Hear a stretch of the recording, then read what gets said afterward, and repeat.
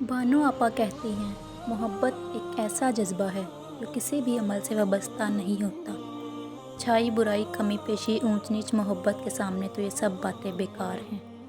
انسان جب اندر سے ٹوٹ جائے تو کسی بھی ماحول سے خوش نہیں ہوتا، چاہے آس پاس بہت محبت اور احساس کرنے والے لوگ ہی کیوں نہ موجود ہوں۔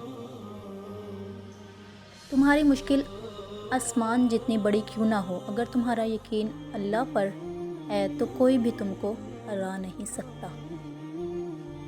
نہ دیر سے ملتا ہے اور نہ ہی جلد، بس اللہ پاک کی رضا کے مطابق ملتا ہے، اور بے شمار ملتا ہے جب تم اللہ پاک کی رضا میں راضی ہو جاتے ہو۔ محبت میں مبتلا ہونا دنیا کا خوبصورت ترین احساس ہے، لیکن یہ اتنا ہی بھیانک ہے اگر غلط شخص کی محبت میں مبتلا ہوں۔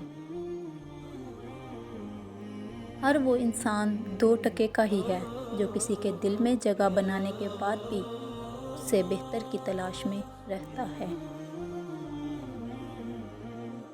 زندگی میں ایک ایسے شخص کا ہونا بہت ضروری ہے جس کو دل کا حال سنانے کے لیے لفظوں کی ضرورت نہ پڑے۔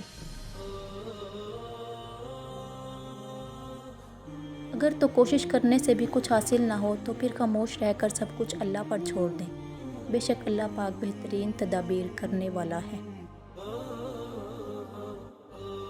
ایک ڈپریسڈ انسان کے لیے ہر نصیحت اور تسلی بیکار ہے۔ اگر کوئی چیز سہارا دے سکتی ہے تو وہ من پسند شخص کا اس کے ساتھ رہنا ہے۔ کیا پتہ کسی دن آپ کا ادھورا قصہ مکمل ہو جائے، اور کیا پتہ آپ کا کل آج سے زیادہ خوبصورت ہو جائے۔ اس لیے یقین رکھیں، اللہ ادھورے قصے مکمل کرنے پر قادر ہے۔ رشتوں کو وعدوں اور قسموں کی ضرورت نہیں ہوتی، کیونکہ چھوڑنے والا قسمیں کھا کر بھی چھوڑ دیتے ہیں اور نبھانے والے بغیر وعدوں کے رشتے نبھا دیتے ہیں۔ غریب آدمی سے اکڑ کر ملنا اور امیر سے ملتے ہوئے مسکراہٹ سجا لینا، یہ حسن اخلاق نہیں بلکہ بدترین منافقت ہے۔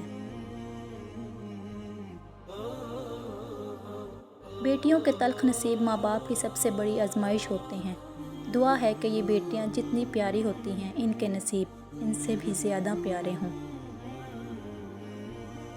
کبھی کبھی رشتوں میں لحاظ رکھتے رکھتے بہت سارا زہر اپنے اندر اتار دیتے ہیں۔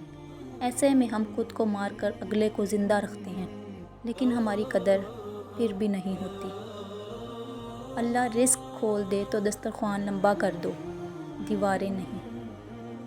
تھینک یو ویورز، اور ویڈیوز دیکھنے کے لیے ہمارے چینل کو سبسکرائب کریں۔ تب تک کے لیے اللہ حافظ۔